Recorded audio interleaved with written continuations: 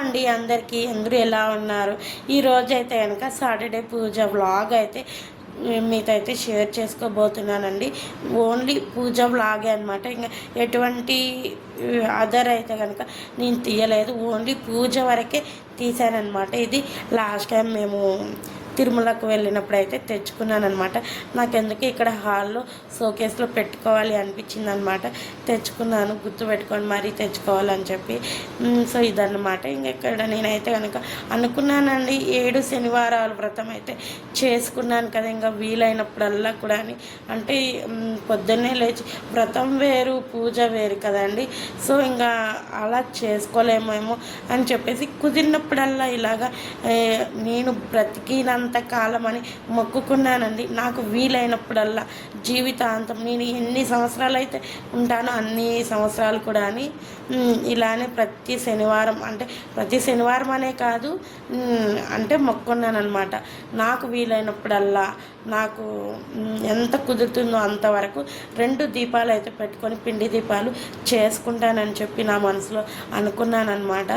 So ఇది నా కోరిక నెరవేరినా నెరవేరకపోయినా ఆయన చేతుల్లోనే ఉంది. ఆయనకి అప్పచెప్పేశానమాట. సో తీరడం తిరిగిపోవడం పక్కన పెడితే చేసుకుంటానని మాత్రం అనుకున్నాను. బట్ నాకు కుదిరినప్పుడల్లా అయితే కనుక ఇలా చేసుకుంటూ ఉంటానన్నమాట నేను.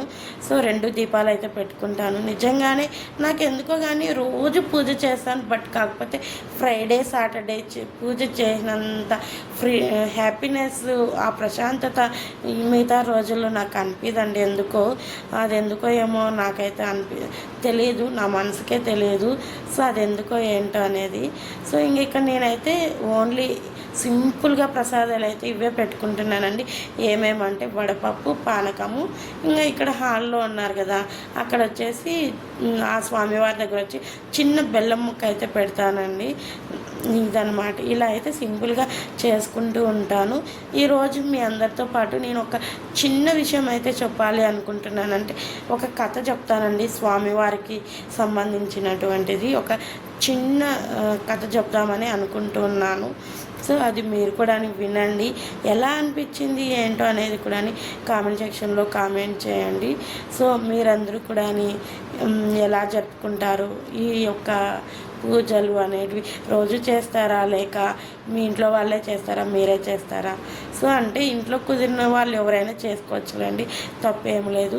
మీరు కూడా 7 శనివారాలు వ్రతం చేసింటే మీ కోరికలు నెరవేరాయా లేదా అనేది కూడా కామెంట్ సెక్షన్లో కామెంట్ చేయండి. నాతో అయితే షేర్ చేసుకోండి. ఓకేనా ఫ్రెండ్స్? ఇంకా నేనైతే కనుక ఒక చిన్న స్టోరీ చెప్తాను అన్నాను కదా స్వామివారిది. ఇక్కడ నేనైతే కనుక స్టార్ట్ చేస్తాను, చూడండి. నాకు ఎందుకోనండి ఈ యొక్క వెంకటేశ్వర స్వామిని ఇక్కడ పెట్టున్నాను కదా, ఆ స్వామివారిని చూస్తానే నాకు అదొక చాలా హ్యాపీనెస్ అనమాట. హాల్లోనే కదా ఉంది, మేము ఆ హాల్లోనే పడుకుంటాము. నిద్ర లేవంగానే ఆ దేవుని చూస్తే నాకు అదొక హ్యాపీనెస్ అనిపిస్తుంది అనమాట, ఎందుకో ఏమో. సో ఇదన్నమాట. ఇంకా చూడండి, చెప్పాను కదా ఓన్లీ పూజనే ఉంటుంది, ఇంకేమి ఉండదని చెప్పి. బోరుగా అనిపిస్తుందేమో, బోరుగా అయితే ఫీల్ అవ్వకండి, స్వామివారిదే కదా. సో ఇంకా నేనైతే కథ అయితే స్టార్ట్ చేస్తాను, వినండి. విని ఆనందించండి. ఎలా ఉంది ఏంటనేది కూడా కామెంట్స్లో కామెంట్ చేసేయండి. ఓకేనా? వైకుంఠానికి భృగు మహర్షి వచ్చి స్వామివారిని గుండెల మీద కాళ్ళతో తన్నినప్పుడు అలిగి లక్ష్మీదేవి భూలోకానికి వచ్చిందని చెప్పుకుంటాం కదా. నిజానికి అమ్మవారికి ఆయన మీద కోపం వచ్చి అలిగి భూలోకానికి రాలేదు. కోపం నటించి భూలోకానికి వచ్చింది.